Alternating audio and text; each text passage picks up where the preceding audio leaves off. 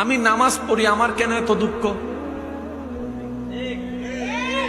যতদিন নামাজ পড়ি নাই জুতা হারাই নাই। যেদিন বালা হওয়ার জন্য নামাজ পড়তে গেছি সবার জুতা আছে, দেখছো বলে ফেলছে, সবার জুতা আছে, আমার জুতা এতদিন পড়ি নাই, জুতা ছিল। আজকে বালা হইতে গেছি, আমার আর সরে বালা হইতে দেয়নি। এতদিন উল্টা ফুলটা চলছি, মানুষে বদনাম করছে।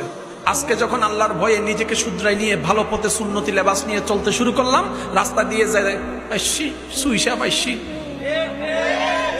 নতুন বন্যামি ধরেছে, এরকম নিরুৎসাহিত কথা শোনা লাগছে।